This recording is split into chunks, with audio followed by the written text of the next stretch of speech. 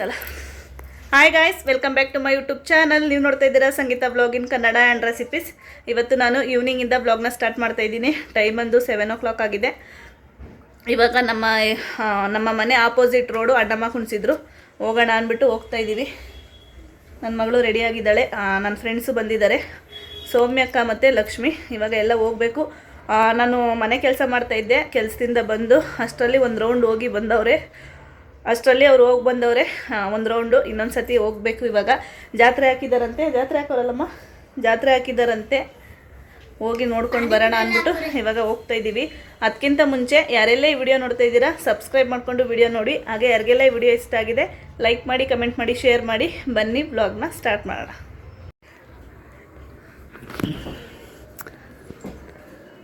ನಡಿ ಆಯ್ತು, ಬಾ. ಅದೇನು ವಿಡಿಯೋ ಮಾಡ್ತಾ ಇದೀಯಾ? ಏನೋ ಖುಷಿಯಲ್ಲಿದ್ದೀರಲ್ಲ ಅಂತ ವಿಡಿಯೋ ಮಾಡಿದೆ. ಹೌದಾ? ನೋಡಿ, ತುಂಬಾ ಖುಷಿಯಲ್ಲಿದ್ದಾರೆ ಮೇಡಮ್ಮು. ಹೌದಾ? ಜಾತ್ರೆಗೆ ಹೋಗ್ತೀವಿ ಅಂತಲ್ಲ. ಚಿಕ್ಕ ಮಕ್ಕಳು ಜಾತ್ರೆಗೆ ಹೋದ್ರೆ ಯಾವ ಥರ ಖುಷಿ ಆಯ್ತಾರೋ ಅದೇ ಥರ ಈ ಮೇಡಮ್ ಖುಷಿ ಆಗ್ಬಿಟ್ಟವ್ರಿ. ಎತ್ತಿ ಪಕ್ಕಕ್ಕೆ ಇಕ್ಬಿಡ್ತಾಳೆ ನನ್ನ. ನಡಿ ಮೇಡಮ್. ಏನಿಲ್ಲ, ನಡೀರಿ. ಗುರಾಯಿಸೋದು ನಡಿಯೇ.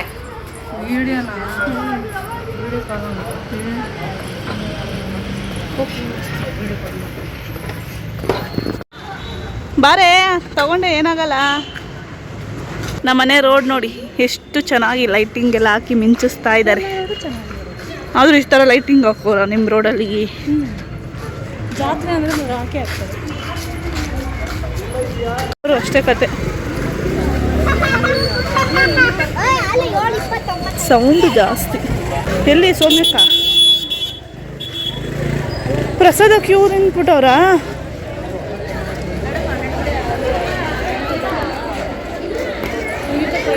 ಏನು ಚೆನ್ನಾಗೈತೆ ಕಣೆ.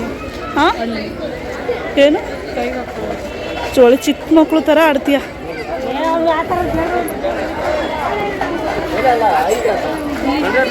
ಇಲ್ಲ, ಅದು ಬೇರೆ ಇದು ಬೇರೆ.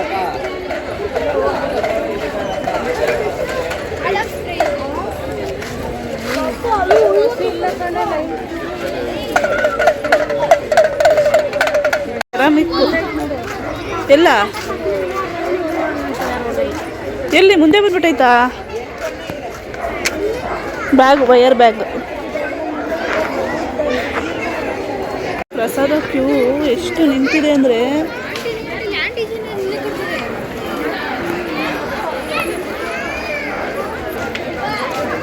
ಎಲ್ಲಿ ಅಣ್ಣಮ್ಮ ಕುಣಿಸಿರೋದು ಕಾಣಿಸ್ತಾನೆ ಇಲ್ಲ. ಇಲ್ಲ ನೋಡಿ, ಇದು ಕುಣಿಸಿದ್ದಾರೆ ದೇವರು. ಅಡ್ಡ ನಿಂತಿದ್ದಾರೆ ಜನ, ಕಾಣಿಸ್ತಾ ಇಲ್ಲ.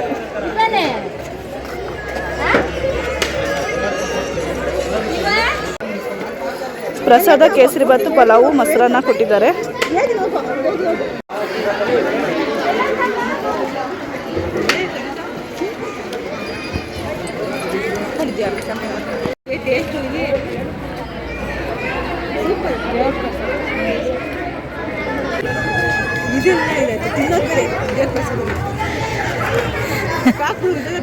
ಇದೊಂದು ರಂಗೋಲಿ ತಗೊಂಡು ಇತ್ತು ಅಲ್ಲೇ ಇರು ಆಂಟಿ ಇಲ್ಲ ಬಾ. ಏನ್ ಲಕ್ಷ್ಮಿ?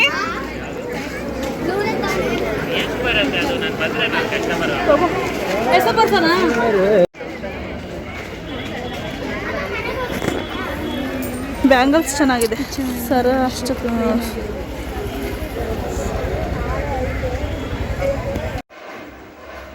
ಲಕ್ಷ್ಮಿ ಮತ್ತು ನನ್ನ ಫ್ರೆಂಡು ಮನೆಗೆ ಹೊರಟರು. ನಾನು ಮನೆಗೆ ಬಂದೆ. ಟೈಮ್ ಬಂದು 8:30 ಆಗಿದೆ. 7 o'clock ಹೋಗಿದ್ದು ನಾವು. 1 hour 1.5 hour ಅಲ್ಲೇ ಟೈಮ್ ಸ್ಪೆಂಡ್ ಮಾಡಿಕೊಂಡು ಮನೆಗೆ ಬಂದು ನನ್ನ ಮಗಳೂ ಅಷ್ಟೇ ನನ್ನ ಫ್ರೆಂಡ್ ಮನೆಗೆ ಹೋದ್ಲು. ಯಾಕಂದರೆ ಇವತ್ತು ಸ್ಯಾಟರ್ಡೆ, ನಾಳೆ ಸಂಡೇ. ಗೌಡ್ಗೆರೆಗೆ ಹೋಗಬೇಕು. ನಾಳೆ ಹೋದರೆ 6ನೇ ವಾರ ನಮ್ಮದು. ಗೌಡ್ಗೆರೆಗೆ ಹೋಗ್ಬೇಕಲ್ಲ, ನಿಮಗೂ ಗೊತ್ತು, ನಾನು 3 ಗಂಟೆಗೆ ಎದ್ದೇಳ್ತೀನಿ ನಾಳೆ. ಆದ್ದರಿಂದ ನಾನು ಸೌಮ್ಯಂಟಿ ಮನೆಗೆ ಹೋಗ್ತೀನಿ ಅಮ್ಮ, ಬೆಳಗ್ಗೆ ಅಷ್ಟೊತ್ತಿಗೆ ಎದ್ದು ಬರೋಕ್ಕಾಗಲ್ಲ ಅಂದ್ಬಿಟ್ಲು ಅಂತ ಅಲ್ಲೇ ಹೋದ್ಲು. ಯಾಕಂದರೆ ಮಕ್ಕಳಿದ್ದಾರಲ್ಲ, ಅಲ್ಲೇ ಆಟ ಆಡ್ಕೊಂಡು ಇರ್ತಾಳೆ ನಾಳೆ ಮಧ್ಯಾಹ್ನ ಗಂಟ. ಅದರಿಂದ ಅಲ್ಲಿಗೆ ಕಳಿಸ್ದೆ. ಇವಾಗ ಬೆಳಗ್ಗೆಯಿಂದ ನಾನು ಬ್ಲಾಗ್ನ ಕಂಟಿನ್ಯೂ ಮಾಡ್ತಾಯಿದ್ದೀನಿ ರೀ. ಟೈಮ್ ಆಯಿತು 5:15. ಇವತ್ತು ಯಾಕೋ ಎಚ್ಚರನೇ ಆಗಿಲ್ಲ. 3:45 ಗಂಟೆ ಮಲಗಿಬಿಟ್ಟಿದ್ದೀನಿ. ವಾರ 3 ಗಂಟೆಗೆ ಎದ್ದೇಳ್ತಾ ಇದ್ದೆ. ಇವತ್ತು 3:45 ಗಂಟೆ ಮಲಗಿಬಿಟ್ಟಿದ್ದೀನಿ. ಲಕ್ಷ್ಮಿ ನನ್ನ ಫೋನಿಗೆ ಫೋನ್ ಮಾಡಿ, ನಂದು ಫೋನ್ ಸೈಲೆಂಟ್ ಆಗಿದೆ, ನಮ್ಮ ಮನೆಯವ್ರ ಫೋನ್ ಮಾಡಿದ್ಲು. ಇವಾಗ ಎದ್ದು ನಾನು ರೆಡಿಯಾಗಿದ್ದೀನಿ. ಇವಾಗ ಹೊರಡಬೇಕು.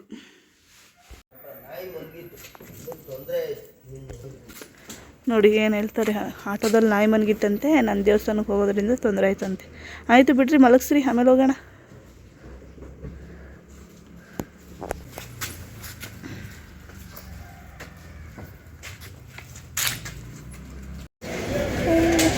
ಅದೇ ಹೇಳ್ತಾಳೆ, ಬೇಗ ಚನ್ನಪಟ್ಟಣ 2 ತಗೋ. ಮಧ್ಯದಲ್ಲಿ ಅಲ್ಲಿ ನಿಂತ್ಕೊಳ್ಳಿ, ಮಧ್ಯದಲ್ಲಿ ಬೇರೆ ಬರ್ತಾಳೆ.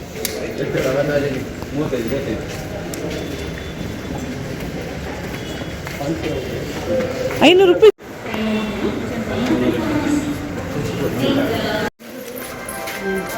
ಟ್ರೈನ್ 10 ನಿಮಿಷ ಇದೆ, ನಡಿ ಬೇಗ ಬಾ, 10 ನಿಮಿಷ ಐತಲ್ಲ ಬಿಡು. 10 ನಿಮಿಷ ಐತೆ ಜನ. ಇನ್ನು 7 ನಿಮಿಷ ಐತೆ. 17ಕ್ಕೆ ಬರುತ್ತೆ ಅಂತ ತೋರಿಸ್ತೈತೆ. ಓಡೋಡು ಬಂದು 500 ರೂಪಾಯಿಗೆ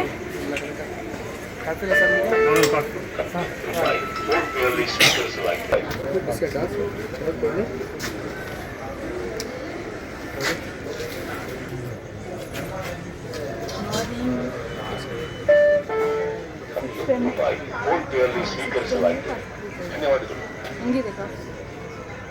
ನಾನೇ ಮಾಡಿದ್ದು. ನಿಮ್ಮ ಮುಖ ನೋಡಿ, ನಾನೇ ಮಾಡಿದ್ದು. ನೀನು ಕುಡಿತೇವೆ ಅಂದರೆ ಅರ್ಥ ಮಾಡ್ಕೊಂಡು ಏನೇ ಕಪ್ಪಿ ತಿಮ್ಮ. ಹೇಳೆ ಕೋಪ ಕೋಪ. ಮೇಡಮ್ ಡೈರಿ ಮಿಲ್ಕ್ ತಂದವ್ರೆ. ಎಂತಕ್ಕೆ ಡೈರಿ ಮಿಲ್ಕ್ ತಂದೆ? ಏನಿಲ್ಲ, ಒಂದು 10 ರೂಪಾಯಿ ಡೈರಿ ಮಿಲ್ಕ್. ಬಂತು ಟ್ರೈನ್ ಬಂತು.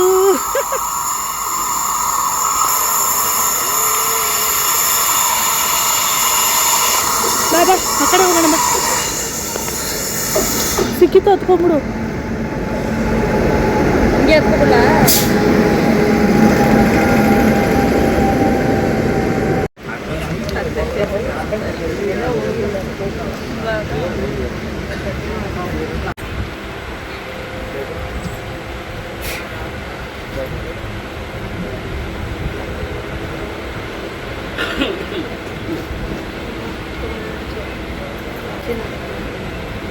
ನಿದ್ದೆ ಮಾಡ್ತೀನಿ.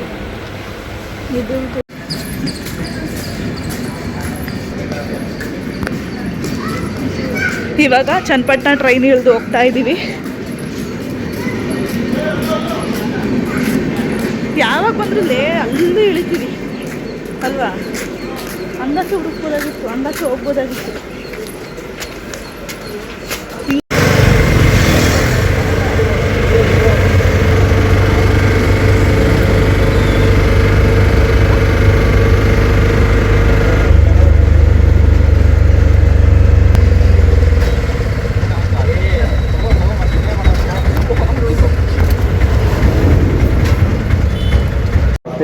ಇವಾಗ ಗೌಡ್ಗೆರೆಗೆ ಬಂದು ಟೈಮ್ ಒಂದು ಕರೆಕ್ಟಾಗಿ 8 ಗಂಟೆ ಆಗೈತೆ. ನಾವಲ್ಲಿ ರೈಲ್ವೆ ಸ್ಟೇಷನ್ ಹತ್ರ ಹತ್ತಿದ್ದೆ 7:15 ಆಟೋನ. ಇವತ್ತು ಜನ ಕಡಿಮೆ ಇದ್ದಾರೆ, ಜಾಸ್ತಿ ಜನ ಇಲ್ಲ. ಬಾ. ಮರಿಗೌಡ ಜಯಲಕ್ಷ್ಮಿ ಕುಟುಂಬದವರು ಕ್ಷೇತ್ರದ ಅನ್ನದಾನಕ್ಕಾಗಿ 200 ರೂಪಾಯಿ ದೇಣಿಗೆಯನ್ನು ಕೊಡೋದ್ರ ಮುಖಾಂತರ ಸೇವೆ ಮಾಡಿದ್ದಾರೆ. ನೋಡಿ ಸರ್, ಥ್ಯಾಂಕ್ ಯು ಸರ್. ಯಾವುದೇ ವಾಹನ ದೇವಸ್ಥಾನ ಮುಂದೆ ರಸ್ತೆಯಲ್ಲಿ ಸಾಕೋಬಾರ್ದು, ಮಾರ್ಗದರ್ಶನ ನೆನೆಸಿಕೊಂಡು ಲಾಕ್ ಮಾಡಬೇಕು. ಇದರ ಮಾಹಿತಿ ಬೇಕು ಅಂತಂದ್ರೆ ಕ್ಷೇತ್ರದಲ್ಲಿ ಮಾಹಿತಿಗೆ ಸಂಪರ್ಕ ಮಾಡಿ ಮಾಹಿತಿ ಕೊಡಬೇಕಾಗಿ ಪ್ರಯತ್ನ ಮಾಡ್ತಾ ಇದ್ದೀವಿ.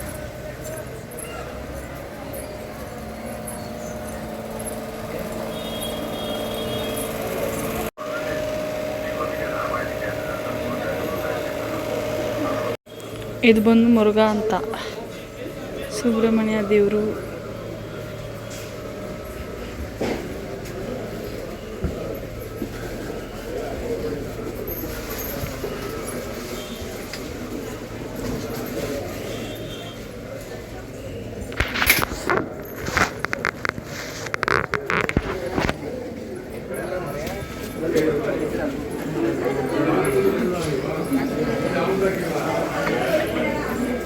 ಖುಷಿಯಾಗಿ ಹೋಯ್ತವ್ರಿ ಮೇಡಮ್.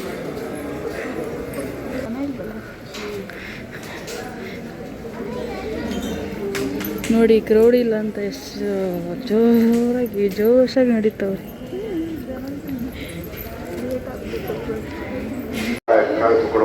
ಕಾಯಿ ನೆನೆಸಿದ್ರೇನೋ ನಮ್ಮ ಬೇಡಿಕೆ ನೆರವೇರುತ್ತೆ ಅಂತ ಆಯ್ತಂತೆ. ಅದಕ್ಕೆ ನಮ್ಮ ಲಕ್ಷ್ಮಿ ಅಂಟಿಸ್ತಾ ಇದ್ದಾಳೆ. ಅಂಟ್ಕೊಂಡ್ರೆ ನಮ್ಮ ಬೇಡಿಕೆ ನೆರವೇರುತ್ತೆ ಅಂತೆ.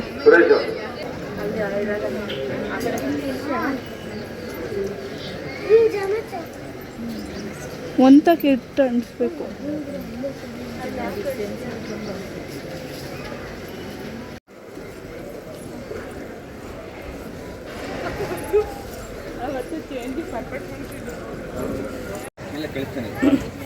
ನಂದು ಕಾಯಿ ಕಟ್ಟಾಯಿತು. ಲಕ್ಷ್ಮಿ ಕಾಯಿ ಕಟ್ತಾ ಇದ್ದಾಳೆ.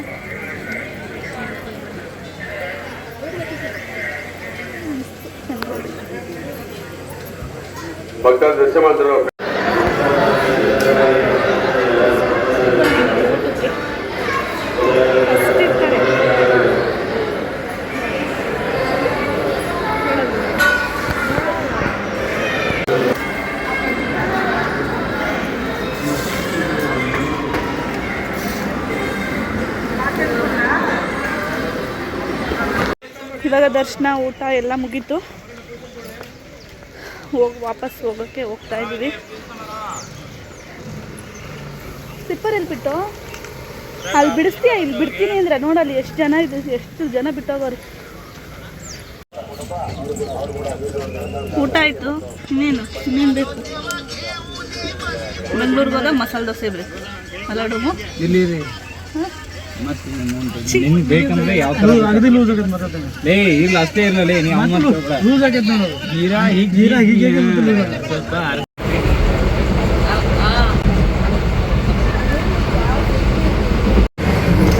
ಇವಾಗ ಟ್ರೈನ್ ಇಳಿದು ಬಸ್ಸಲ್ಲಿ ಹೋಗ್ತಾ ಇದ್ದೀವಿ.